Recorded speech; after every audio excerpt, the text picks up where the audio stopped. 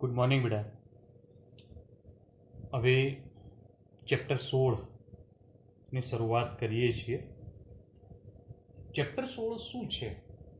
તો રોજિંદા જીવનમાં રસાયણ વિજ્ઞાન. અત્યાર સુધીમાં આપણે ભણી ગયા બેટા કે ભાઈ કેમિસ્ટ્રી એ અભ્યાસની અંદર આપણે ઘણું બધું કેમિસ્ટ્રીની અંદર ડીપમાં સમજવાનો પ્રયત્ન કર્યો. હવે રોજિંદા જીવનમાં રસાયણ વિજ્ઞાનનો ઉપયોગ શું છે, કયા પ્રકારની ચર્ચા છે, તો એ ચર્ચા આપણે અહીંયા આગળ સ્ટેપ બાય સ્ટેપ સમજવાનો પ્રયત્ન કરીશું. જેમાં રોજિંદા જીવનમાં આપણે ઘણા બધા પદાર્થોનો ઉપયોગ કરીએ છીએ જેમાં રસાયણ વિજ્ઞાન સંકળાયેલું છે. આમ કહીએ તો લગભગ જે પદાર્થોનો આપણે રોજિંદા જીવનમાં ઉપયોગ કરીએ એમાં કેમિસ્ટ્રી સંકળાઈ જ જાય છે. જેમાં સાબુ, પ્રક્ષાલકો એટલે ડિટર્જન્ટો છે, ઘરગથ્થુ વિરંજક કરતા મતલબ ડાઘા દૂર કરવા માટે એના માટે વપરાતા પદાર્થો, ટૂથપેસ્ટ છે, બરાબર, પોલિમર પદાર્થો છે. આ બધા જ પદાર્થો જે છે ને એ આપણા હિત માટે બનાવેલા પદાર્થો છે જે રસાયણ વિજ્ઞાને સંશ્લેષિત કરેલા છે. ત્યાર પછી જોઈએ બેટા કે કલરો રંગીન કે જે કાપડને રંગવા માટે કે બીજી કોઈ પણ સપાટીને રંગવા માટે તેનો ઉપયોગ થતો જોવા મળતો હોય છે. ઘણા બધા ખાદ્ય પદાર્થો પણ રસાયણ વિજ્ઞાન આપેલા છે, મતલબ રસાયણ વિજ્ઞાન દ્વારા બનેલા છે. રસાયણ વિજ્ઞાને બીજા પણ ઘણા બધા પદાર્થો કે જેની અંદર ઘણી બધી બીમારીઓ દૂર કરવા માટે બનતી ઔષધો જે છે એ પણ આપી છે. તો ઘણી બધી ઔષધો પણ છે, વિસ્ફોટક પદાર્થો પણ છે, રોકેટ નોદકો, બરાબર. તો એની અંદર રોકેટની અંદર જે ઓક્સિડેશન કરતા અને જે બળતણ વપરાતું હોય છે એ નોદક તરીકે, અને ત્યાં આગળ બળતણ પણ ત્યાં આગળ જોવા મળતું હોય છે, બાંધકામની સામગ્રી અને ઇલેક્ટ્રોનિક સામગ્રી છે. હવે આ બધી સામગ્રીઓ જે છે, આ બધી વસ્તુઓ જે છે, બધું શું છે? એક પ્રકારનું રસાયણ વિજ્ઞાન છે. હવે રસાયણ વિજ્ઞાને આપણા રોજિંદા જીવનમાં એટલી બધી અસર કરી છે, રોજિંદા જીવનમાં રસાયણ વિજ્ઞાન એટલું બધું ઉપયોગી બન્યું છે, આપણું જીવન એટલું સુંદર બનાવ્યું છે કે જેના કારણે હાલ એવી પરિસ્થિતિ આવી છે કે રસાયણ વિજ્ઞાન વગર આપણે ચાલી શકીએ નહીં. સવારે ઉઠીએ ને તો તરત જ પહેલું ટૂથબ્રશ માગીએ છીએ, ટૂથપેસ્ટ માગીએ છીએ. તો ટૂથપેસ્ટ શું છે? કેટલાક કેમિકલોનું મિશ્ર કરીને બનાવેલો પદાર્થ છે. ઓકે, તો આ બધું એ રસાયણ વિજ્ઞાન છે. હવે આ બધી રસાયણ વિજ્ઞાનની વસ્તુઓ જે છે એનો ઉપયોગ આપણે કરીએ છીએ રોજિંદા જીવનમાં, પણ બધા પદાર્થો વિશે આપણે આ ચેપ્ટરમાં અભ્યાસ નથી કરવાનો. આ ચેપ્ટરમાં આપણે ઔષધો એટલે દવાઓ, ખાદ્ય પદાર્થો અને સફાઈ કરતા પદાર્થો. ખાદ્ય પદાર્થોમાં પણ રોજિંદા જીવનમાં જે ખોરાક લઈએ છીએ એની કોઈ ચર્ચા આ ચેપ્ટરમાં નથી કરવાની. રોજિંદા જીવનમાં જે લઈએ છીએ એટલે દાળ ભાત શાક રોટલી, એની કોઈ ચર્ચા નથી. ઓકે, તો અહીંયા આગળ જે ચર્ચા છે એ ખાદ્ય પદાર્થો તરીકે, તો અહીંયા આગળ પેકિંગ ફૂડમાં જે ખાદ્ય પદાર્થો આવતા હોય એ ખાદ્ય પદાર્થો વિશે ચર્ચા આપણે આ ચેપ્ટરમાં સમજવાની છે. પેકિંગ ફૂડમાં, બરાબર. તો અહીંયા આગળ પેકિંગમાં વેફર આવે છે, પેકિંગની અંદર ઠંડા પીણા પણ આવે છે, તો પેકિંગમાં બીજા પણ ફૂડ આવતા હોય છે, અને બધા ફૂડ જે છે એમાં શું નાખવામાં આવતું હોય છે તે બધી ચર્ચા ચેપ્ટરમાં આગળ કરીશું, સમજીશું. ત્યાં આગળ જ્યારે ટોપિક આવશે ત્યારે બહુ ડિટેલમાં ચર્ચા સમજવાનો પ્રયત્ન કરીશું. ઓકે બેટા. પણ સૌથી પહેલો ટોપિક જે છે એ અહીંયા આગળ વાત આવે છે ઔષધો, બરાબર. તો આપણે સૌથી પહેલા જ ઔષધોના ટોપિકથી શરૂઆત કરીએ છીએ.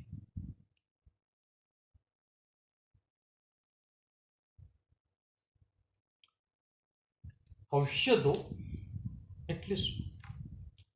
તો અહીંયા આગળ ઔષધો એ સામાન્ય નીચા આણ્વીય દળ ધરાવતા કેટલાક રાસાયણિક પદાર્થો છે, પણ ઘણા મોટા અણુઓ છે કે જેમાં સામાન્ય તેમના આણ્વીય દળ અણુભાર 100 થી 500 ની વચ્ચે હોય છે, બરાબર. અને આવી ઔષધો જે છે એના લક્ષ્ય અણુઓ, મતલબ આપણા શરીરમાં જે લક્ષ્ય તરીકેના અણુઓ જે હોય નક્કી કરેલા છે એના ઉપર એ અસર કરે છે અને જૈવિક પ્રક્રિયા ઉત્પન્ન કરે છે. અને જૈવિક પ્રક્રિયાના કારણે તેની અંદર ચિકિત્સકીય રીતે એ ઉપયોગી બનતા હોય છે અને આવા રસાયણો દવા તરીકે ઉપયોગમાં લેવાય છે. શું? ફરતી એકવાર દવા. તો દવા શું છે બેટા? એ લક્ષ્ય અણુ સાથે પારસ્પરિક ક્રિયા કરે છે, જૈવિક પ્રક્રિયા થતી હોય છે. જૈવિક પ્રક્રિયા થાય તો એની પ્રતિક્રિયાત્મકતા ચિકિત્સા અને ઉપયોગી રીતે આખી ક્રિયા થતી હોય છે. અને આખી ક્રિયા જે થતી હોય તો એ ક્રિયા જે છે એ જે થાય એના માટે જે પદાર્થો વપરાય છે એને દવાઓ તરીકે ઓળખવામાં આવે છે. હવે આ દવાઓ શાના માટે વપરાય? કોઈ પણ રોગના નિદાન માટે વપરાય છે, બરાબર?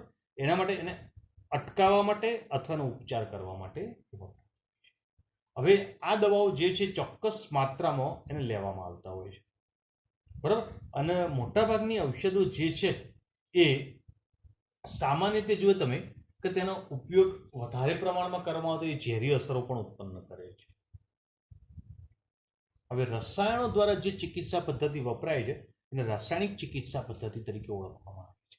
અને આ રાસાયણિક ચિકિત્સા પદ્ધતિમાં તમે જો એલોપેથી દવાઓ એ સામાન્ય રસાયણો જ છે, એક જાતના કેમિકલ જ આપણા શરીરમાં દાખલ કરવામાં આવતા હોય. અને આ કેમિકલ આપણા શરીરમાં દાખલ થાય એટલે રાસાયણિક ચિકિત્સા પદ્ધતિ આપણે સમજી શકીએ. આ રાસાયણિક ચિકિત્સા પદ્ધતિ દ્વારા આપણા શરીરની અંદર જે તકલીફો ઊભી થાય છે, જે બીમારીઓ છે, રોગો ઉત્પન્ન થતા હોય છે એનું નિદાન થઈ શકતું હોય છે. પણ એનું નિદાન કરીએ અને એને સમજીએ એ પહેલાં ઔષધોનું વર્ગીકરણ કરીએ. અને ઔષધોના વર્ગીકરણની અંદર પહેલી વાત આવે છે ઔષધીય અસરના આધારે વર્ગીકરણ.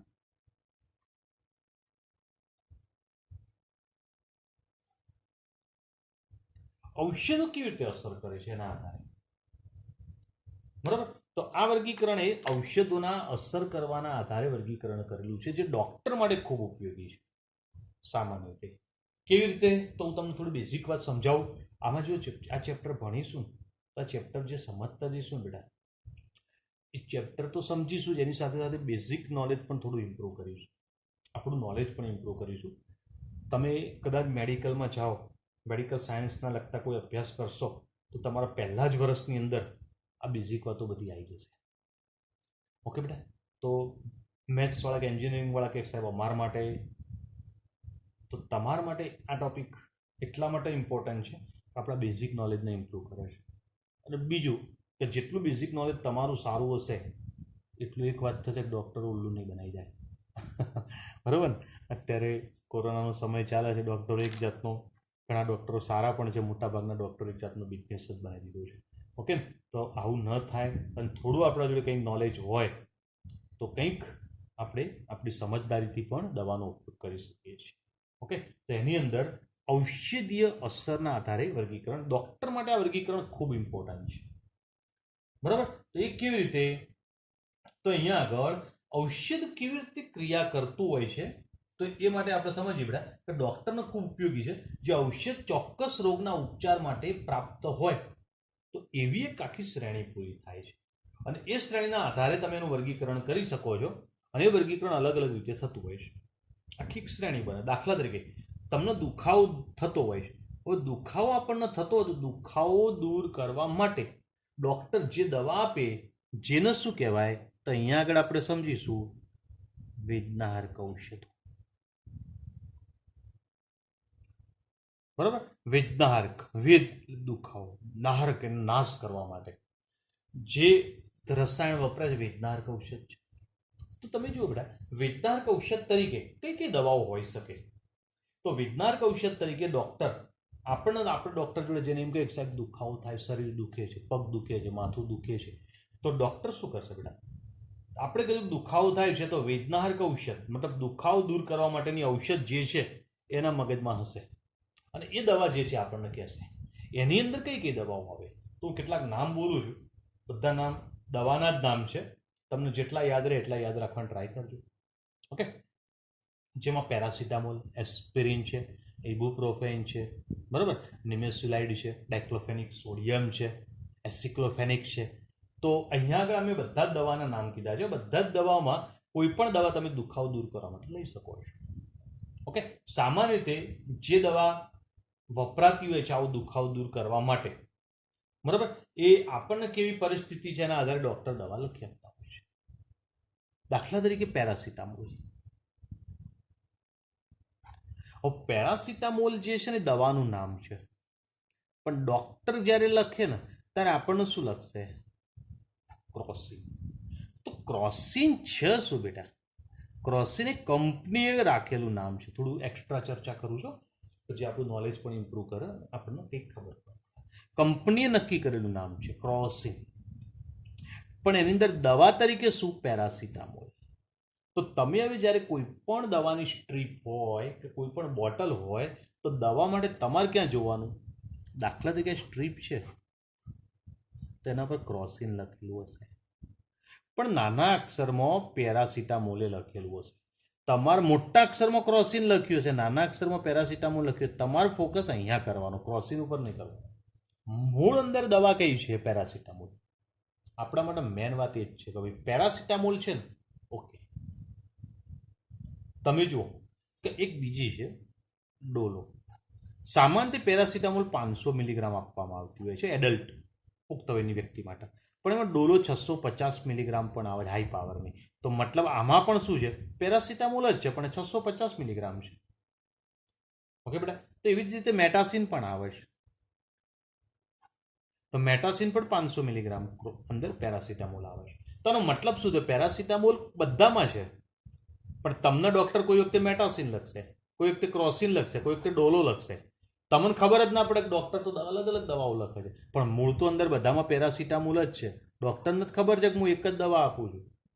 તમે કહેશો કે સાહેબ માથું દુખે છે, તાવ આવે છે, બરાબર, માથું દુખે છે, તો તાવ આવે છે, તો ડોક્ટર એક વખત મેટાસિન આપી દેશે. ચાલો, તમે બીજી વખત સાહેબ થોડું અસર બરોબર નહીં થતી, તો 500 મિલીગ્રામ હતું ને, ડોક્ટર આપશે ડોલો 650. શું થયું? પેરાસિટામોલ જ છે, પણ 500 ની જગ્યાએ 600 આપી. તમને એમ થાય સાહેબ દવા બદલી, કંઈક નવી દવા આપી, પણ આ લો એટલે તમને થોડી અસર થઈ જાય. તમે સાહેબ હા સરસ દવા લી, મટી ગઈ. ડોક્ટરે આપણા ઉપર અખતરા જ કરતા હોય છે, કારણ આ નહીં કામ કરતી, આ હાલો ટ્રાય તો મારો, સાજું થયું તો બરોબર, ના થયું તો ફરથી આવશે, બીજી દવા લઈ જશે. બરોબર. તો અહીંયા આગળ શું થયું બેટા? ખ્યાલ આવ્યો? તો મતલબ કે ડોક્ટર માટે આ બહુ ઇમ્પોર્ટન્ટ છે. તો એનું વર્ગીકરણ પેરાસિટામોલ જ ડોક્ટર તો મગજમાં રાખશે. પેરાસિટામોલ વાળી આવી 1000 કંપનીઓ છે કે જે પોતાના અલગ અલગ નામથી વેચતી હોય છે. બરોબર. તો અહીંયા આગળ તમે આ વાત ક્લિયર કરી શકો છો. એવી જ રીતે એને બીજી પણ વાત કરીએ, જીવાણુનાશી ઔષધો.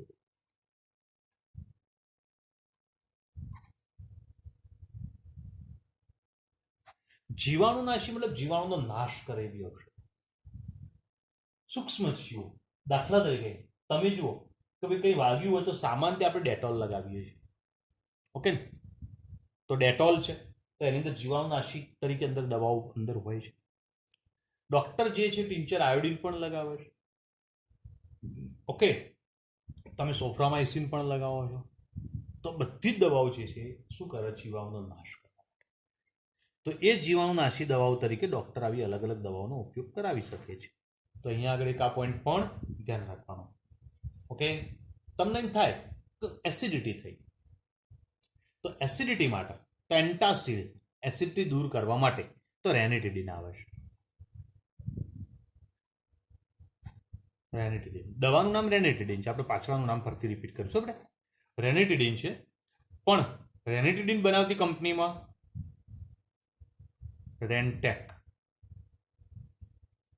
જેન્ટેક, આરલોગ, ઘણી બધી દવાઓ છે. બરોબર. તો આ બધા કંપનીના નામ છે, પણ અંદર દવા કઈ? રેનિટિડિન. તો આ વર્ગીકરણ બહુ અગત્યનું છે ડોક્ટર માટે.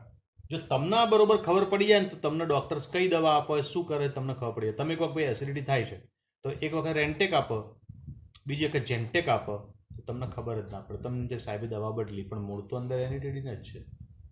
ખબર પડી? ઓકે. તો મતલબ ડોક્ટર માટે ખૂબ જ અગત્યનું અસરના આધારે વર્ગીકરણ કર્યું. ભાઈ અસર ક્યાં કરે છે? એસિડિટીમાં અસર કરતા રેનિટિડિન આવે છે. બરાબર. એવી રીતે વેદનારક ઔષધ તો આ બધી છે, જીવાણુનાશી તો આપણે જોઈએ. બરાબર. હવે આ વર્ગીકરણની અંદર એક બીજું વર્ગીકરણ છે ઔષધની ક્રિયાના આધારે.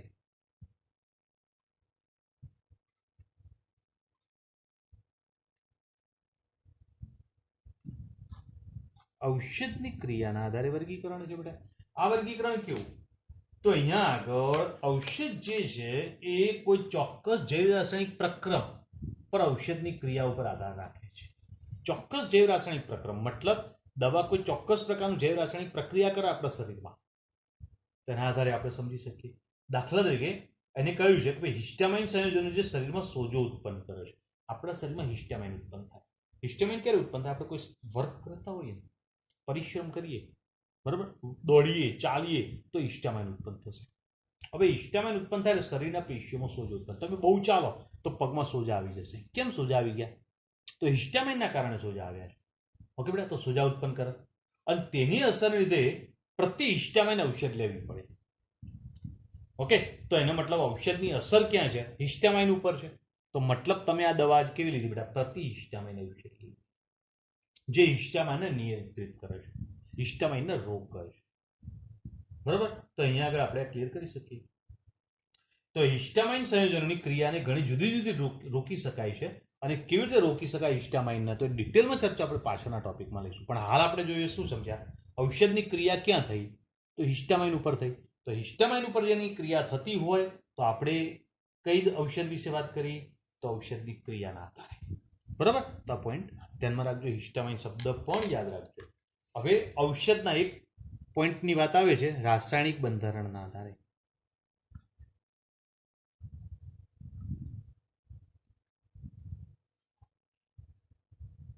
કોઈ ઔષધો હોય તો એની અંદર રાસાયણિક બંધારણ ઉપર પણ આધાર રાખે છે. અને બંધારણના આધારે ત્યારે ઔષધ અથવા દવાના લક્ષણો બદલાય છે. તો બંધારણના આધારે ઔષધના લક્ષણો બદલાતા હોય છે.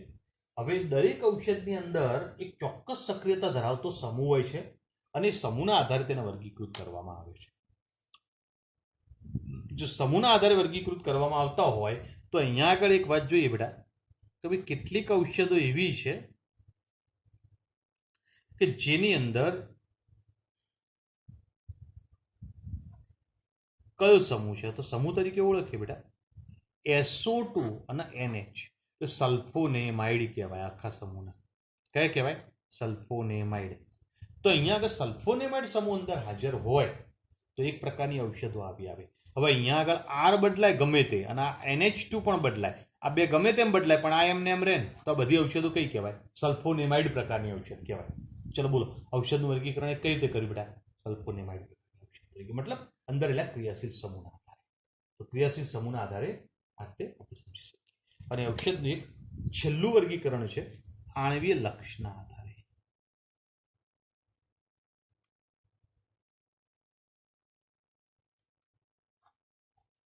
આણ્વીય લક્ષના આધારે મતલબ આપણે જે ઔષધ અથવા દવા ગણીએ છીએ એ આપણા શરીરમાં ગયા પછી કયા અણુ ઉપર અસર કરે છે, એનો ટાર્ગેટ કયો છે, એનો લક્ષ કયો છે. બરાબર, તે દવાનો ટાર્ગેટ કયો, લક્ષ કયો, તેના આધારે એનું વર્ગીકરણ થાય છે. તો આવા ટાર્ગેટ અણુઓ, લક્ષ અણુઓ જુદા જુદા હોઈ શકે છે. અને આ ટાર્ગેટ અણુઓ તો લક્ષ અણુઓ તરીકે કાર્બોહાઈડ્રેટ હોઈ શકે, લિપિડ, પ્રોટીન અને ન્યુક્લિક એસિડ સાથે પારસ્પરિક ક્રિયા. બરાબર, અને જેના કારણે આ અણુઓ એના લક્ષ અણુઓ તરીકે ઓળખાય છે અથવા ઔષધીય લક્ષ તરીકે પણ ઓળખી શકાય છે. બરાબર, તો આપણે જ્યારે દવા ગળીએ ત્યારે આ બધા અણુઓ પૈકી કોઈ પણ એક અણુ ઉપર દવા એના ઉપર ટાર્ગેટ કરશે, એની સાથે જોડાશે. તો દવા માટે, ઔષધ માટે આ બધા અણુઓ લક્ષ અણુઓ કહેવાય. સમજાયું બોલ્યું? તો અહીંયા આગળ આપણે આ વાત ક્લિયર કરી શકીએ. હવે સમાન બંધારણીય લક્ષણો ધરાવતા ઔષધોની લક્ષ પરની ક્રિયા સમાન થતી હોય છે. બરાબર, હવે આણ્વીય લક્ષ પર આધારિત વર્ગીકરણના આધારે અત્યંત ઉપયોગી બાબત છે. તો આ પોઈન્ટના આપણે થોડો વધારે ડીપમાં જવાનો પ્રયત્ન કરીશું અને એને ક્લિયર કરવાનો પ્રયત્ન કરીશું. ઓકે બેટા, તો અહીંયા આગળ લક્ષ અણુઓ શું છે, કયા પ્રકારે છે, અને એને સમજવા માટે આપણે થોડા ડીપમાં જઈએ, સમજવાનો ટ્રાય કરીએ. તો ધ્યાન આપજો. હવે બેટા સમજવું કે ઔષધીય લક્ષ, ઔષધનો ટાર્ગેટ. તો ટાર્ગેટ કયા કયા અણુ હોઈ શકે? આપણે બોલી ગયા carbohydrate, lipid, protein, nucleic acid હોઈ શકે. તો એ દરેક લક્ષ અણુ કે જે ઔષધનો ટાર્ગેટ છે શરીરમાં અલગ અલગ કામ કરે છે. અને જો એની ક્રિયાશીલતા શરીરમાં અલગ અલગ પ્રકારની હોય તો સૌથી પહેલા આપણે શરીરમાં રહેલા પ્રોટીન જે છે ને એ શું કામ કરે છે તો એ સમજવાનો ટ્રાય કરીએ. તો ભાઈ પ્રોટીન જે છે એ મુખ્યત્વે આપણા શરીરમાં જૈવિક ઉદ્દીપક તરીકે કાર્ય કરે છે, જેને આપણે ઉત્સેચક કહીએ છીએ. તો પ્રોટીન એક ઉત્સેચક તરીકે કાર્ય કરે છે. બરાબર, આપણા શરીરના વિવિધ પ્રત્યાયન તંત્ર માટે પણ પ્રોટીન ખૂબ જ અગત્યનું હોય છે, એક નિર્ણાયક ભૂમિકા. બરાબર, પ્રત્યાયન તંત્ર એટલે કોમ્યુનિકેશન સિસ્ટમ. મતલબ શરીરના એક ભાગમાંથી બીજા ભાગમાં સંદેશાઓનું વહન કરવું છે તો એના માટે શું થયું બેટા? આખી કોમ્યુનિકેશન સિસ્ટમ છે. અને આ કોમ્યુનિકેશન સિસ્ટમ જે છે એ માટે જે સંદેશાનું વહન થતું હોય છે જે સ્ત્રાવો અંતઃસ્ત્રાવો ઉત્પન્ન થતા હોય છે એ અંતઃસ્ત્રાવો શાના બનેલા છે બેટા? પ્રોટીનના બનેલા. અને આ અંતઃસ્ત્રાવો સંદેશાનું વહન કરતા હોય છે. બરોબર. દાખલા તરીકે અહીંયા આગળ મગજ જે છે એ આપણા શરીરના બધા જ ક્રિયાઓનું નિયમન કરે છે. જો બધી જ ક્રિયાઓનું નિયમન મગજ કરતું હોય તો મગજ જે છે એના દ્વારા બધી ક્રિયાઓનું કંટ્રોલ થતો હોય છે. હવે આપણે ખોરાકમાં જે આપણે લઈએ છીએ એમાં ખોરાક તમે વધારે ખાધો ઓછો ખાધો એના આધારે પાચન ક્રિયા થોડી વધઘટ કરવી પડે, તો એ બધાનું કંટ્રોલ કોણ કરે? મગજ કરે. પણ મગજના કંટ્રોલ કરવા માટે એની અંદરથી કેટલાક સંદેશાઓ જઠર સુધી પહોંચાડવા પડે. સીધી વાત છે. અને સંદેશાઓ જો જઠર સુધી પહોંચાડવાના હોય તો એ સંદેશાઓ પહોંચાડવા માટે કેટલાક સ્ત્રાવો ઉત્પન્ન કરશે. અને સ્ત્રાવો શું છે? પ્રોટીન છે. બોલે ખબર પડી? તો એ પ્રોટીન ઉત્પન્ન થતા જોવા મળતા હોય છે. તો આખી એક આ પ્રત્યાયન તંત્ર કામ કરતું હોય છે. બરાબર. હવે આવું પ્રત્યાયન તંત્ર કામ કરતો એ ગ્રાહી પદાર્થ તરીકે પણ ઓળખવામાં આવે છે. હવે આવા વાહક પ્રોટીન જે છે એ ધ્રુવીય અણુઓને કોષ પટલમાંથી વહન કરીને લઈ જાય છે. આવા પ્રોટીન પાછું બીજું કાર્ય શું કરે છે? કોષ પટલમાંથી ધ્રુવીય પદાર્થોનું વહન કરાવી શકે છે. બરાબર. મતલબ કેટલાક આયનીય પદાર્થો Na+K+ તેનું વહન કરવું છે તો એ માટે પણ એ ખૂબ જ અગત્યના ભાગ ભજવતા હોય છે. તો કેટલાક બીજા પણ ધ્રુવીય પદાર્થોનું વહન શરીરમાં કરાવી શકતા હોય છે. તો એ કોણ કરાવી શકે છે? પ્રોટીન. તો પહેલું જ આપણે કોની ચર્ચા કરી કે બેટા? પ્રોટીનની. 3 મુખ્ય કાર્યો જોયા. કયા? એક ઉત્સેચક એટલે કે જૈવિક ઉદ્દીપક તરીકે પ્રત્યાયન તંત્રમાં કામ કરે છે. ઓકે. અને ત્રીજું એનું કાર્ય શું થાય બેટા? તો એ હવે અહીંયા આગળ ક્લિયર કરીએ કે ભાઈ એ ધ્રુવીય અણુઓને કોષ પટલમાંથી વહન કરાવી શકે છે. તો પ્રોટીન 3 કાર્ય કરશે. હવે ન્યુક્લિક એસિડ. તો અહીંયા આગળ ન્યુક્લિક એસિડ જે છે શું છે?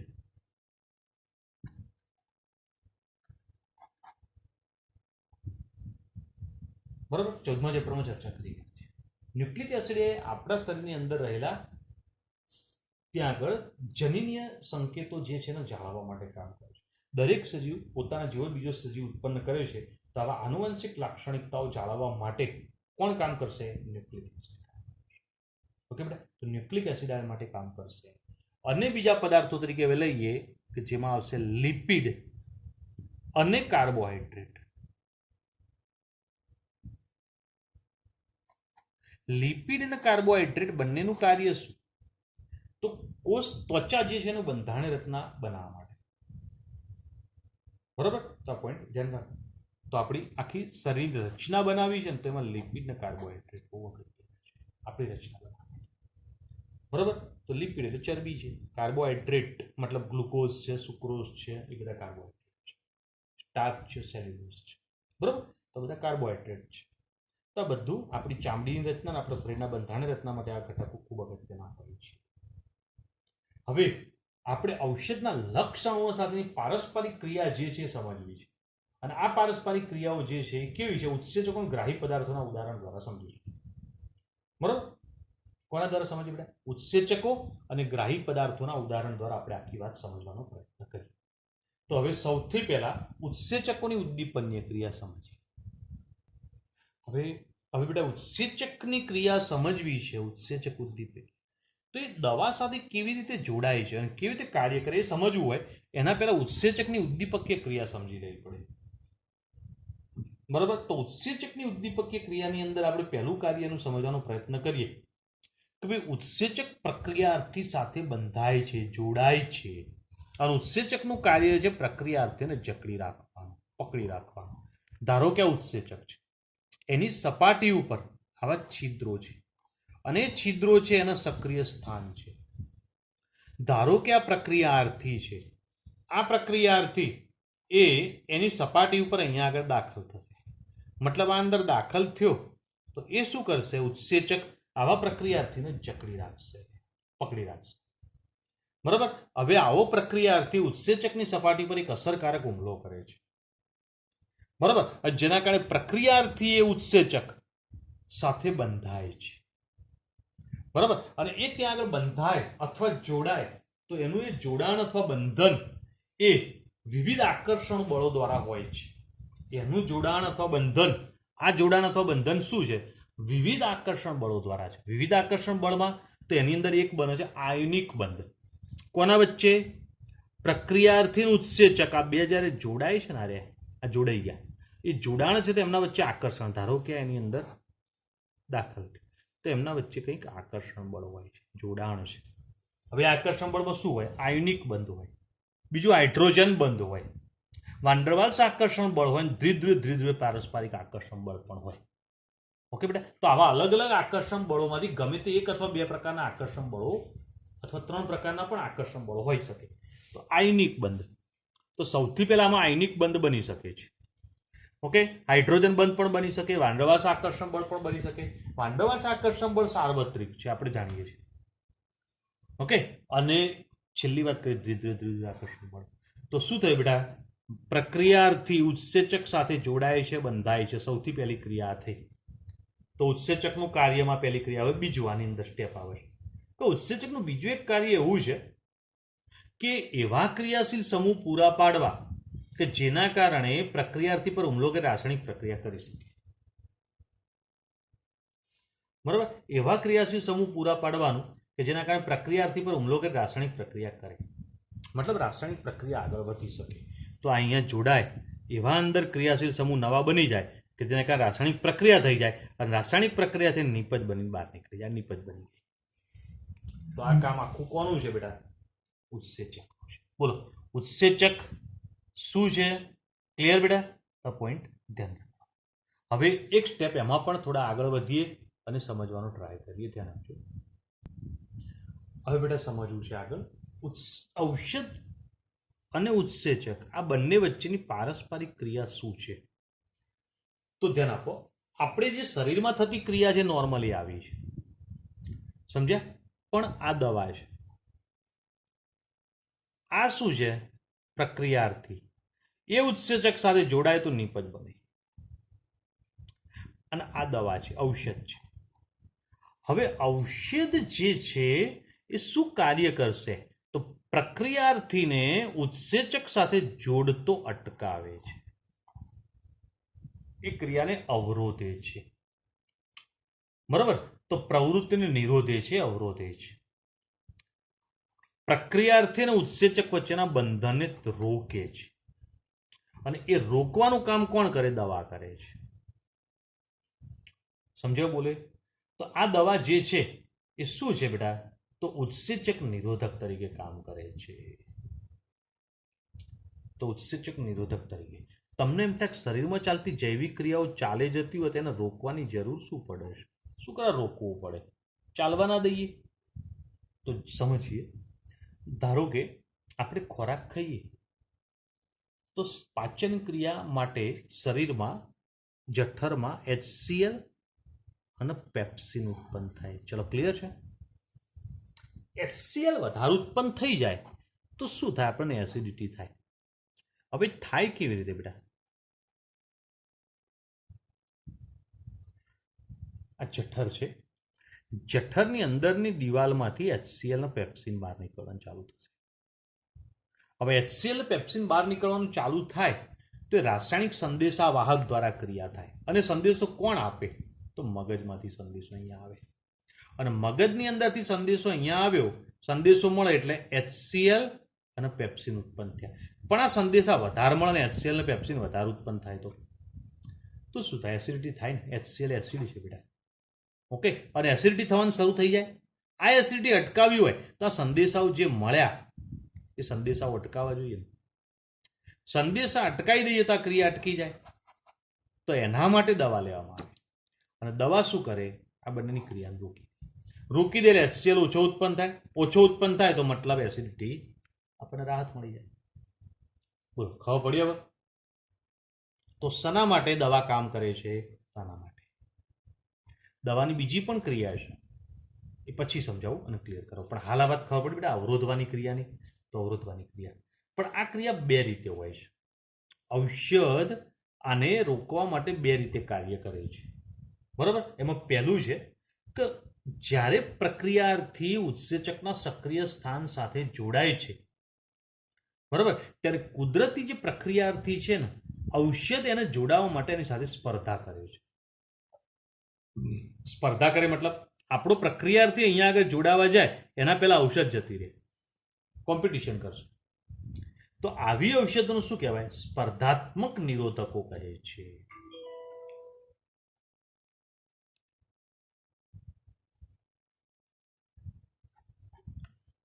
ખબર પડી બેટા? સ્પર્ધાત્મક નિરોધકો આ બંનેની ક્રિયાને અટકાવવા, પ્રક્રિયાથી ઉત્સેચક સાથે જ્યારે જોડાવા જાય ત્યારે ક્રિયાને રોકવી છે. એ ક્રિયાને રોકવી હોય તો કોણ કાર્ય કરે? દવા, ઔષધ. ઔષધ આની સાથે સ્પર્ધા કરે. આ જેટલી ઝડપથી અહીંયા જોડાવા જાય એના કરતાં ઔષધ વધારે ઝડપી આવે, અને વધારે ઝડપથી જોડે પહેલાં એ જોડાઈ જાય. અને જો દવા પહેલાં જોડાઈ જાય તો જગ્યા ભરાઈ ગઈ. જગ્યા ભરાઈ મતલબ આને જગ્યા ના મળે. તો આવી ઔષધોને શું કહેવાય? સ્પર્ધાત્મક નિરોધકો કહે છે. બોલવા વાત કરીએ. ક્લિયર છે? કોઈ મુશ્કેલી? તો પોઈન્ટ ધ્યાન રાખવાનું. અહીંયા આગળ સરળતાથી સમજી શકાય એવું છે. તો અહીંયા આગળ આ વાતને સમજવા માટે જુઓ તમે,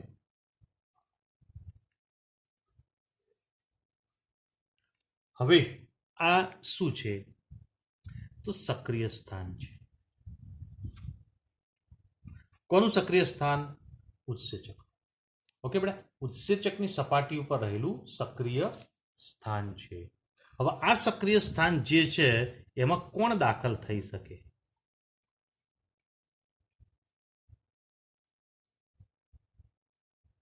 કોણ દાખલ થઈ શકે બેટા? આ પ્રક્રિયાર્થી અને ઔષધ. આ બંને અહીંયા જોડાવા જશે, પણ બંનેમાં ઔષધ જે છે આના સાથે જોડાવા માટે સ્પર્ધા કરશે ને પહેલા દાખલ થઈ જશે. હવે ઔષધ અહીંયા દાખલ થઈ જાય તો મતલબ પ્રક્રિયાથી અહીંયા જગ્યા ના મળે. પ્રક્રિયાથી ત્યાં જગ્યા ના મળે તો મતલબ ક્રિયા અટકી જાય. ઓકે બેટા, તો મતલબ આ શું કહેવાય? આવી દવાઓ સ્પર્ધાત્મક નિરોધકો. હવે બીજી ક્રિયા સમજ. બીજી ક્રિયા શું છે? કયા પ્રકારની છે? બોલું ધ્યાન આપજો. કેટલીક ઔષધો એવી છે જે ઉત્સેચકના સક્રિય સ્થાનને જોડાતી નથી, મતલબ આ સક્રિય સ્થાન સાથે નથી જોડાતી, પણ એના સિવાયનું કોઈ અન્ય સ્થાન હોય ને ત્યાં જોડાય છે. હવે સક્રિય સ્થાન સિવાયનું કોઈ અન્ય સ્થાન જેને એલોસ્ટેરિક સાઇટ કહેવામાં આવે છે. હવે એ શું છે સમજાવું, ધ્યાન આપજો બેટા.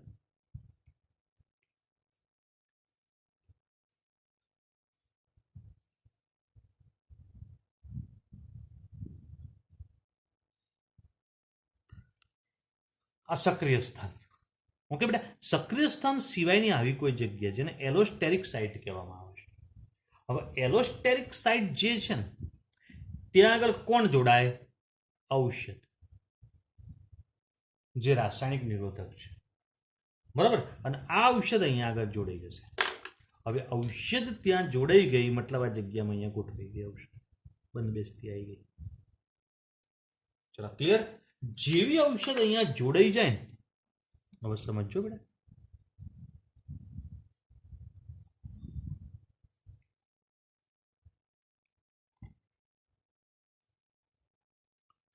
ઔષધ ત્યાં જોડાઈ ગઈ તરત જ આ જે છે એનો આકાર બદલી કાઢશે. વિચારો, આનો આકાર બદલાઈ ગયો. જે આકાર હતો સક્રિય સ્થાનનો આકાર જ આખો બદલાઈ ગયો.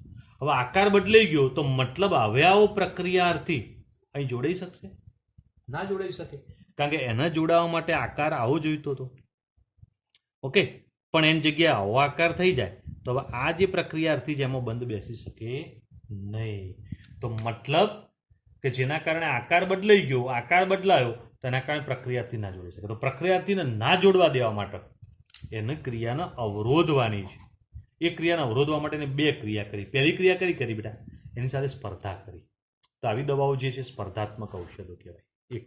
બીજી, એની ક્રિયાને અવરોધવા માટે એ જે જગ્યાએ સક્રિય સ્થાન હતું એનાથી બીજી કોઈ જગ્યાએ જોડાયું, એલોસ્ટેરિક સાઇટ કહેવાય એને. આ એલોસ્ટેરિક સાઇટમાં જોડાઈ ગયા એટલે આનો આકાર બદલાઈ ગયો. આકાર બદલાય એટલે પ્રક્રિયાથી અહીંયા ના દાખલ થયો, પ્રક્રિયા અટકી ગઈ. પણ આ બીજી ક્રિયાની અંદર એક વાત આવે છે બેટા, કે એલોસ્ટેરિક સાઇટમાં જ્યારે પણ જોડાય ત્યારે અહીંયા આગળ એક રાસાયણિક બંધ બનાવી દે છે, અને જેના કારણે કાયમી જોડાણ કરી દે છે. હવે જો કાયમી જોડાણ કરે, આ ઉત્સેચક છે, આ ઉત્સેચકનું સક્રિય સ્થાન છે. હવે જો એની સાથે કાયમી જોડાણ કરી દે અને એનો આકાર બદલી કાઢતા કાયમી આકાર આવો જ થઈ જાય તો આવો ઉત્સેચક હવે નકામો થઈ ગયો. તો એના કારણે શરીર આવા ઉત્સેચકનું વિઘટન કરી દેશે. તો શરીર વિઘટન કરીને એને નિકાલ કરી દેશે અને બહાર કાઢી દેશે. બોલો બેટા, બોલ્યામાં કોઈ મુશ્કેલી? તો આ પોઈન્ટ ધ્યાનમાં રાખવાનો, સમજી. હવે થોડી વાત આગળ સમજીએ, ધ્યાન આપજો. હવે બેટા આખી ક્રિયા સમજાય છે એને કે ભાઈ આપણા શરીરમાં કોઈ પણ રાસાયણિક સંદેશાવાહક એ સંદેશો પહોંચાડે, તે સંદેશો પહોંચાડવાની ક્રિયા કેવી રીતે થાય. મગજમાંથી કોઈ સંદેશો લઈને રાસાયણિક સંદેશાવાહક નીકળે અને આપણા શરીરના કોઈ પણ ભાગમાં સંદેશો પહોંચાડે, તે સંદેશો કેવી રીતે પહોંચાડશે, તો એના માટેની ચર્ચા કરી છે. બરાબર, જેમાં ગ્રાહી પદાર્થો શરીરના પ્રત્યાયન પ્રક્રમ માટે નિર્ણાયક પ્રોટીન છે. હવે આવા ગ્રાહી પદાર્થો જે છે એ શું હોય છે બેટા? તો કોઈ પણ ચામડીવાળો ભાગ હોય, દાખલા તરીકે આપણે જઠર, તો જઠર જે છે આપણે આમ લઈએ,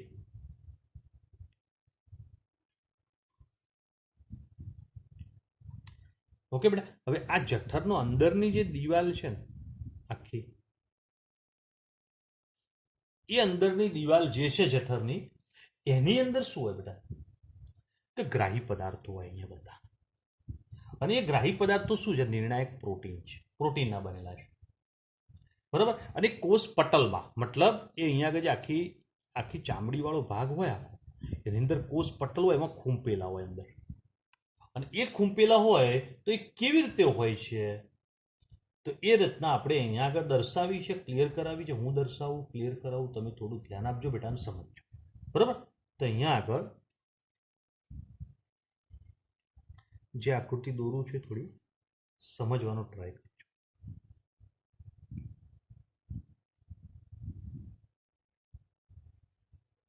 હવે આ જે છે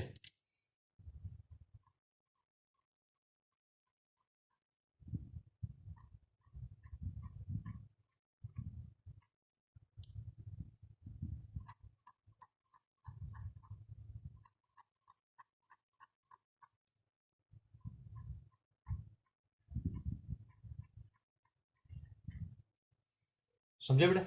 હવે હજી પણ સમજાવો આખી વાત.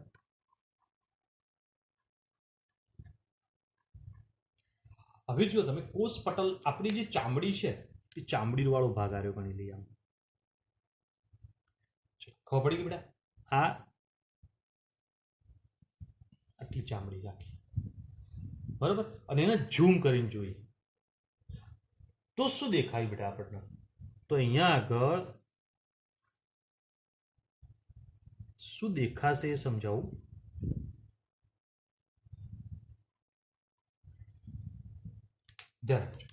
એના ઉપરના ભાગની અંદર શું હોય છે? તો આ એક ગ્રાહી પ્રોટીન તરીકે દર્શાવ્યું છે, બરાબર. અને આ ગ્રાહી પ્રોટીન જે છે આ જે બ્લુ કલરમાં દેખાય, એ ચામડીની અંદર ખૂંપેલું છે. ક્યાં છે બેટા? તો એ અંદરના ભાગમાં કોષ પટલમાં ખૂંપેલું છે.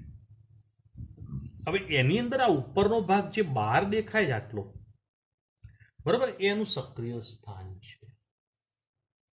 અને એ સક્રિય સ્થાન એ પટલની સપાટીની બહાર છે. મતલબ જુઓ તમે, દાખલા કે જઠર હોય તો જઠરની દિવાલમાં આવી રીતે એટલા ભાગ બહાર છે. સમજે બેટા હું બોલું? તો આ પોઈન્ટ એ સમજી શકાય છે, બરાબર. તો હવે એ સક્રિય સ્થાન છે, અને સક્રિય સ્થાન પટલની બહાર હોય છે, બરાબર. હવે બહારની બાજુએ ખુલતા હોય છે.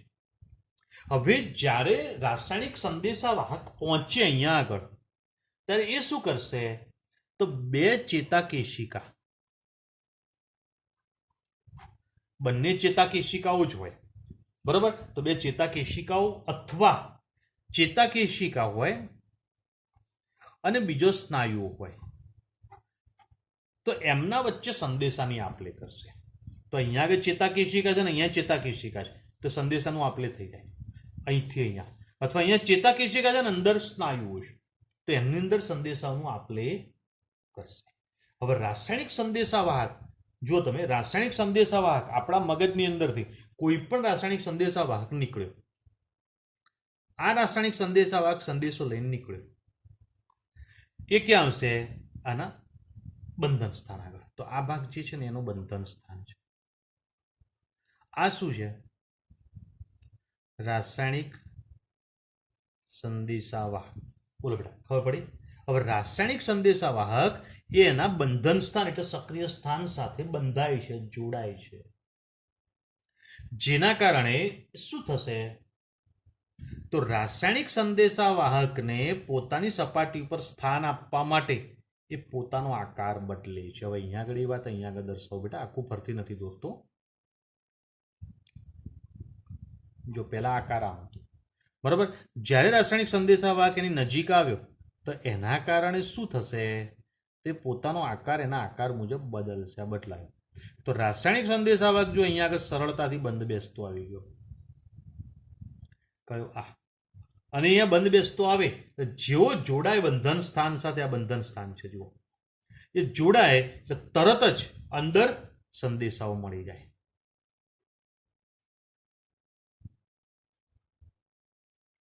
બરાબર. અને સંદેશો અહીંયા પહોંચી ગયો, સંદેશો પહોંચી ગયો, રાસાયણિક સંદેશાવાહકે પોતાનું કામ કરી દીધું, એક કામ કરીને તરત દૂર જતું રહેશે. અને જેવો એ દૂર જાય એટલે ફરીથી પાછી પોતાની મૂળ સ્થિતિ પાછી આવી ગઈ. સંદેશો અંદર મળી ગયો. હવે અંદર સંદેશો કેવી રીતે મળ્યો હવે સમજાવું. રાસાયણિક સંદેશાવાહક જે છે અહીંયા આગળ એનું બંધન સ્થાન જુઓ. હવે જઠરની દિવાલ લઉં, આ જઠરની દિવાલ, આ જઠરની દિવાલમાં અહીંયા આગળ આ બધા જોડાયેલા છે. કોણ? અરે આ દિવાલ ગણો, આ બંધન સ્થાન છે, બરાબર. અને બંધન સ્થાન છે ગ્રાહી પ્રોટીન છે. હવે બંધન સ્થાન અહીંયા આગળ જઠરની દિવાલના ઉપર છે. આવી રીતે કોઈ પણ રાસાયણિક સંદેશાવાહક આવી ગયો, આ રાસાયણિક સંદેશાવાહક જેવો આવ્યો અહીંયા જોડાય, એ જોડાય એટલે એના કારણે સંદેશો અંદર જઠરની દિવાલના અંદર મળી જાય. અંદર સંદેશો મળે તરત અંદરથી સ્ત્રાવ ઉત્પન્ન થવાનું શરૂ થઈ જાય. અને સ્ત્રાવ તરીકે શું બેટા? HCl અને પેપ્સિન બનવાનું ચાલુ થાય. ઓકે. અને સ્ત્રાવ અહીંયા ઉત્પન્ન થવાનું ચાલુ થાય એટલે પાચન ક્રિયા શરૂ થઈ ગઈ. બોલો કેવી રીતે આખી વાત થઈ, ખબર પડશે બેટા? તો આ પોઈન્ટ ધ્યાન. તો રાસાયણિક સંદેશાવાહક એ ગ્રાહી પ્રોટીનના બંધન સ્થાન સાથે કેવી રીતે જોડાય છે અને કેવી રીતે સંદેશાની આપલે કરે છે, વાત સમજી. બરાબર. આ સંદેશાની આપલે અહીં ઉપરથી નીચે, મતલબ બે ચેતાકેશિકાઓમાં થાય અથવા એક ચેતાકેશિકા અંદર સ્નાયુ હોય, ગમે તે હોઈ શકે. તો આ રીતે રાસાયણિક સંદેશાઓની આપલે થઈ જશે. બરાબર. હવે આ ગ્રાહી પદાર્થ છે. હવે શરીરમાં, આપણા શરીરમાં આવા જુદા જુદા ગ્રાહી પદાર્થો એ જુદા જુદા રાસાયણિક સંદેશાવાહકો સાથે પારસ્પરિક ક્રિયા કરે છે. બધા માટે રાસાયણિક સંદેશાવાહક એક જ ના હોય, કોઈ માટે અલગ હોય, બીજા માટે અલગ હોય. તો અલગ અલગ રાસાયણિક સંદેશાવાહકો અલગ અલગ ક્રિયા કરતા હોય છે. બરાબર. હવે આ ગ્રાહી પદાર્થો રાસાયણિક સંદેશાવાહકમાંથી એકની સાપેક્ષે બીજાને પસંદગી દર્શાવે છે. બરાબર. મતલબ 5 રાસાયણિક સંદેશાવાહકો હોય તો 5 રાસાયણિક સંદેશાવાહકોમાં અહીંયા આગળ જે રાસાયણિક સંદેશાવાહક ઉપયોગી બનતો હોય એ 5માંથી કોઈ 4ના સાપેક્ષમાં કોઈ એક જ અહીંયા જોડાઈ શકે.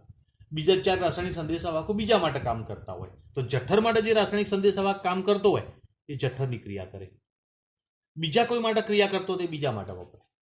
બરાબર. તો દરેક રાસાયણિક સંદેશાવાહક કોઈ ચોક્કસ ક્રિયા માટે કાર્ય કરે છે, બધા માટે નહીં. ઓકે. કેમ? કારણ કે રાસાયણિક સંદેશાવાહક અહીંયા આવે ત્યારે બંધન સ્થાન જે છે એ જુદા જુદા આકાર અને બંધારણો ધરાવતા હોય છે. બરાબર. અને એવા આકારના બંધારણો ધરાવે એમિનો એસિડના સંગઠનો ધરાવે. ઓકે બેટા. તો જુદા જુદા આકાર, બંધારણ અને જુદા જુદા એમિનો એસિડના કારણે. કેમ? કારણ પ્રોટીન શાનું બનેલું? એમિનો એસિડનો. તો આ પ્રોટીન છે ગ્રાહી પદાર્થ. અને જો આ પ્રોટીન હોય તો અહીંયા આગળ અંદર જુદા જુદા એમિનો એસિડ હોય. તો રાસાયણિક સંદેશાવાહક જેવો આવે એટલે એ અલગ એમિનો એસિડ હોય તો અલગ પ્રોટીન હોય તો એ અહીંયા ના જોડાય, અને એના અનુકૂળ એમિનો એસિડ અહીંયા હોય તો એ ત્યાં આગળ જોડાઈ જાય. તો એ માટે એ ખૂબ અગત્યનું છે. તો આ પોઈન્ટ ધ્યાનમાં રાખો. હવે આગળ વાત, જે ઔષધ, હવે ઔષધ માટે વાત કરો છો, આની ક્રિયા સમજી ગયા. હવે ઔષધ અંદર આવે તો શું કાર્ય કરે? તો જે ઔષધ એ ગ્રાહી સ્થાન સાથે જોડાય અને કુદરતી ક્રિયાને નિરોધે અથવા અવરોધે તો એને એન્ટાગોનિસ્ટ કહેવામાં આવે છે.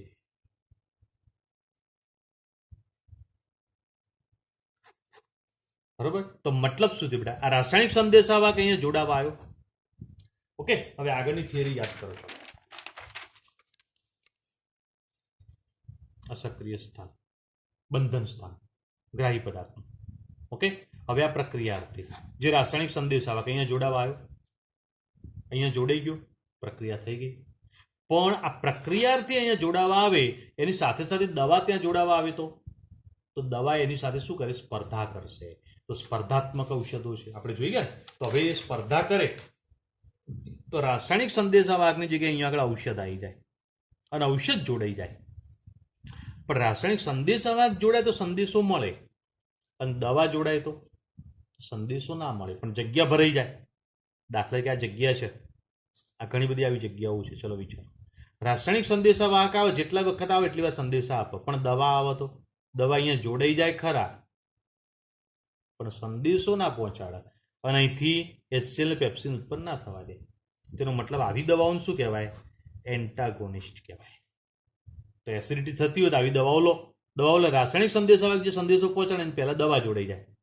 ખબર પડી ફરતી? આ રાસાયણિક સંદેશાવાહક, સોરી એના સક્રિય સ્થાન, આ રાસાયણિક સંદેશાવાહકો. સંદેશાવાહક જેવો અહીંયા જોડાય તરત HCl અને પેપ્સિન ઉત્પન્ન થવાનું ચાલુ થઈ જાય. પણ એની જગ્યાએ જો દવા જોડાઈ જાય તો અહીંયા તો સંદેશો ના મળે, HCl અને પેપ્સિન ઉત્પન્ન ના થાય.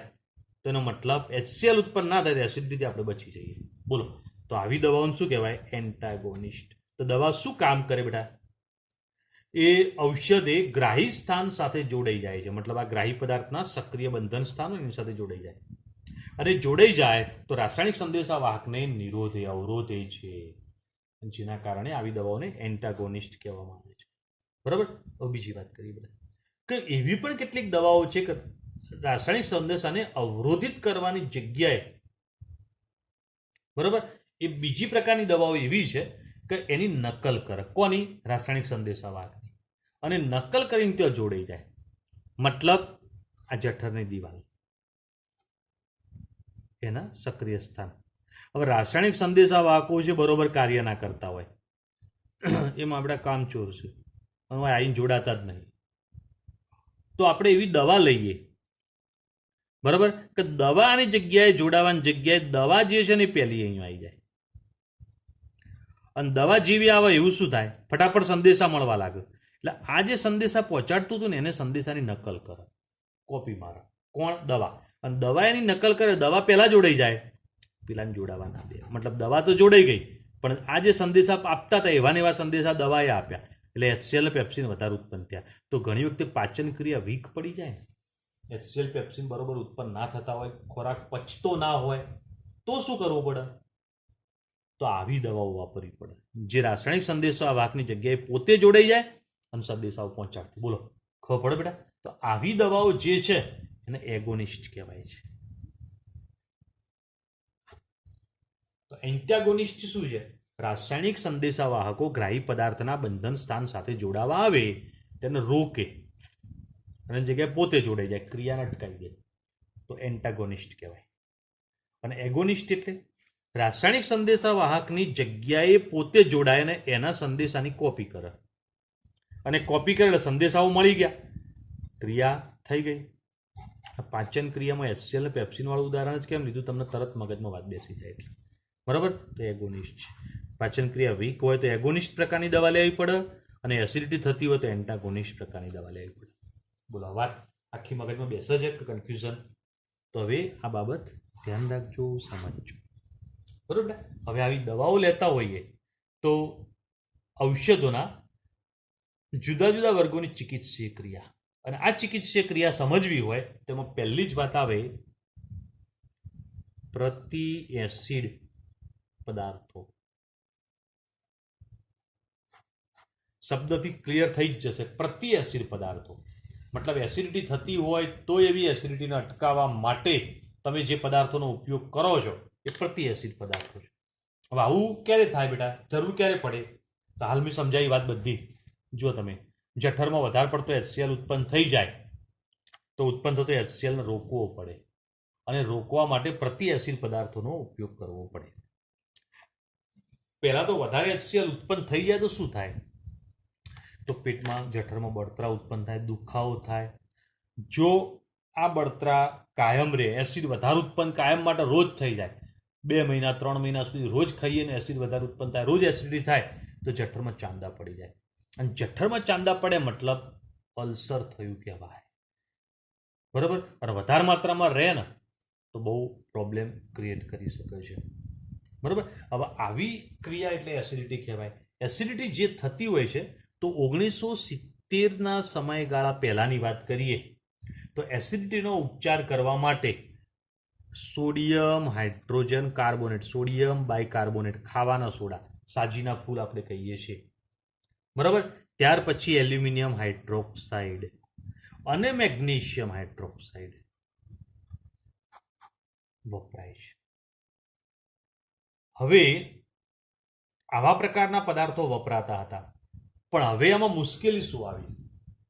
તો મુશ્કેલી એક આવી કે ભાઈ સોડિયમ બાયકાર્બોનેટ જે છે એનો ઉપયોગ તમે કરી શકો છો, પણ એનો વધારે ઉપયોગ કરવામાં તાનું જલીય દ્રાવણ બેઝિક છે, અને બેઝિક હોય તો જઠરની અંદરનું માધ્યમ આખું બેઝિક બની જાય. ખરેખર જઠર એસિડિક માધ્યમ વાળું હોવું જોઈએ તો પાચન ક્રિયા બરોબર થાય. પણ જો બેઝિક માધ્યમ થઈ જાય અંદર તો પાચન ક્રિયા વીક પડી જાય. તો સોડિયમ બાયકાર્બોનેટ જો લાંબો સમય પીવામાં આવે ને તો લાંબા ગાળે પાચન ક્રિયાને કમજોર કરી દે છે, જેના કારણે કાર્બોનેટવાળા પીણા વધારે ના પીવા જોઈએ. થમ્સઅપ છે કે ફેન્ટા છે કે બધું વધારે પ્રમાણમાં ન પીવું જોઈએ, અંદર આવે છે.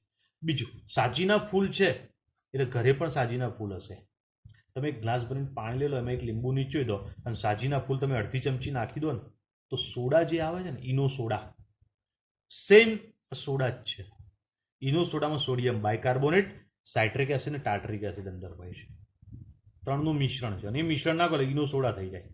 ઘરે પણ બનાવી શકો આપણે. લીંબુના ફૂલ એટલે લીંબુ, સાઇટ્રિક એસિડ, અને સાઇટ્રિક એસિડ તમે અંદર લીંબુ નીચોઈ દો, થોડું મીઠું નાખી દો, સોડિયમ બાયકાર્બોનેટ અડધી ચમચી નાખો, સોડામાં જે ઉભરા આવે એવા સેમ ઉભરા આવશે. તો મતલબ સોડા ઘરે બનાવી શકાય, પી શકાય છે. પણ એસિડિટી થાય કોઈ દિવસે તો જ પીજો. રોજ મજા આવે છે એમ કરીને રોજ પીએ તો જઠરનું અંદરનું માધ્યમ બેઝિક થઈ જશે, બહુ લાંબા ગાળે પાચન ક્રિયા કમજોર થઈ જશે. તો આનો ઉપયોગ વધારે ન કરવો જોઈએ. તો પછી આ એક યોગ્ય વસ્તુ છે. કેમ? કારણ કે આ પાણીમાં નથી, આ પાણીમાં ઓગળી જાય છે, ઓગળે એટલે બેઝ બનાવી દે, બેઝ બનાવે એટલે માધ્યમ બેઝિક બને. આ પાણીમાં નથી ઓગળતા. હવે ઓગળે નહીં તો એના કારણે શું થાય? જઠરનું માધ્યમ બેઝિક નથી બનાવતા. બેઝિક માધ્યમ ન બન્યું, માધ્યમ બેઝિક ના બનાવ્યું એટલે આ ખાલી શું કરે? એસિડ ઉત્પન્ન થયો HCl, તો HCl સાથે પ્રક્રિયા કરી દે અને તટસ્થીકરણની ક્રિયા કરીને HCl ને વાપરી કાઢે. અને જઠરમાંથી HCl વપરાઈ ગયો, તટસ્થીકરણ થઈ ગયું, તમે એસિડિટીથી બચી જાઓ છો.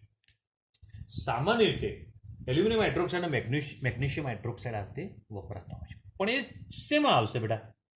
તો એ પણ એક સિરપ કે ટેબ્લેટમાં ઉપયોગ કરી શકીએ છીએ. તો ડાઇઝિન ટેબ્લેટ, ડાઇઝિન સિરપ આવે એમાં બંને હોય છે. આ સોડા ઈનોમાં હોય છે. ઓકે બેટા? તો આ બહુ ઝડપી ક્રિયા દર્શાવો. 6 સેકન્ડમાં એસિડિટી મટાડી દો એવું કહે છે ઈનોવાળા. એડવર્ટાઇઝમાં પણ કહે છે 6 સેકન્ડમાં મટાડી દો. કેમ એટલું ઝડપી? કારણ કે બેઝિક દ્રાવણ બની ગયું અને અંદર એસિડ છે, એસિડ બેઝની તટસ્થીકરણની ક્રિયા તો નેનો સેકન્ડમાં પૂરી થઈ જાય છે. તો આ તો ઝડપી ક્રિયા થઈ. બરાબર? તો એ ઝડપી ક્રિયા કરી શકે. આ જલીય દ્રાવણ નહીં બનાવતું એટલે આના કમ્પેરમાં આની ક્રિયા થોડી ધીમી હોય છે, પણ ક્રિયા કરી દે. પણ આનું આડઅસર ના થાય, આની નુકસાનકારક અસર ના થાય. કેમ? બેઝિક માધ્યમ નથી બનાવતું એટલે. ઓકે બેટા? પણ આ પ્રતિ એસિડ પદાર્થો કહેવાય, પ્રતિ એસિડ ઔષધો ના કહેવાય. કેમ? કારણ કે એસિડિટી થયા પછીનો ઉપચાર છે. એસિડિટીને રોકવાનો કોઈ ક્રિયા નથી આમાં. બરાબર? તેનો મતલબ એસિડિટી થતી હોય તો એવા દર્દીને એનો ઉપચાર કરવા માટે આનો ઉપયોગ ના કરી શકાય. બરાબર? તો અહીંયા આગળ તો આ ધાતુઓ જે છે એના ક્ષારો દર્દીની સારવાર માટે સરળતાથી કરી શકાતા નથી. આગળ વધેલી એસિડિટી વધી જાય, ચાંદા પડી ગયા હોય તો પ્રાણઘાતક પણ છે, માણસ મરી પણ શકે છે. બરાબર? એટલી બધી તકલીફ થઈ શકતી હોય છે. તો અહીંયા આગળ આપણે આ ક્લિયર કરી શકીએ છીએ. એના ઈલાજ માટે જઠરનો એટલો ભાગ કાઢી દેવો પડે. ઘણી વખતે આવું બનતું હોય છે. બરાબર? પણ અતિ એસિડિટીનો ઉપચાર કરવો હોય તો એ ઉપચાર કરવા માટે આપણે શું કરીશું તેને સમજવાનો પ્રયત્ન કરીએ, એના બેઝ સુધી પહોંચીએ કે ભાઈ અહીંયા આગળ રાસાયણિક સંદેશા વાહક કોણ છે? અત્યાર સુધી આપણે બોલતા આવ્યા કે જઠરની અંદર સંદેશો પહોંચે, HCl ને પેપ્સિન ઉત્પન્ન થાય. તો અહીંયા આગળ ધ્યાન આપજો, આ જઠરની દિવાલ, બરાબર, આ એના સક્રિય સ્થાનો છે. રાસાયણિક સંદેશા વાહક અહીંથી આવશે. આ રાસાયણિક સંદેશા વાહક જે છે ને એ હિસ્ટેમાઇન છે. મગજ એવો સંદેશો પહોંચાડે કે હિસ્ટેમાઇન લઈને જાય સંદેશો, અને એ હિસ્ટેમાઇન જેવું અહીંયા જોડાય એટલે અંદર HCl ના પેપ્સિન છે જ, એ HCl ના પેપ્સિન જેવું અંદરથી બહાર નીકળવાનું ચાલુ થઈ જશે, પાચન ક્રિયા શરૂ થઈ ગઈ.